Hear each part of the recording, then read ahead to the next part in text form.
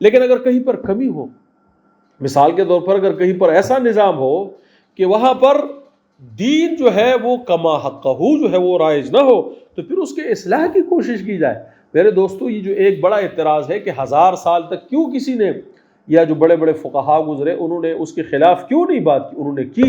انہوں نے کی میرے دوستو، لیکن وہ دوسرے میں تھا کہ مسلمان تو موجود تھے اور دین کے ادارے بھی موجود تھے، لیکن کمی بیشی کے ساتھ۔ پھر آہستہ آہستہ جو خلفاء تھے، اموی تھے، عباسی تھے، انہوں نے جو ہے اس کو کیا کیا، پھر ذاتی مفادات کو مقدم کیا اور اپنی ذات کے حوالے سے کوششیں شروع کی، اور اسلام کے جو ریاستی ادارے ہیں ان کو کمزور کرنا۔ پھر فقہا نے ان کے خلاف باتیں کی، ان کو کسی ان کی شرعی غیر شرعی چیز کو قبول نہیں کہ اس پہ کوڑے کھائیں، اس پہ زہریں پئیں، ان پہ اپنی جانیں نچاور کی، لیکن یہ اصلاح کا کام تھا کہ پھر وہ کیونکہ مسلمانوں کو ایک عدل اجتماعی تو موجود تھا، لیکن وہ پھر خامی اور کمزوری کے ساتھ تھا، لہٰذا انہوں نے اس طرح سے اس کا مقابلہ کیا۔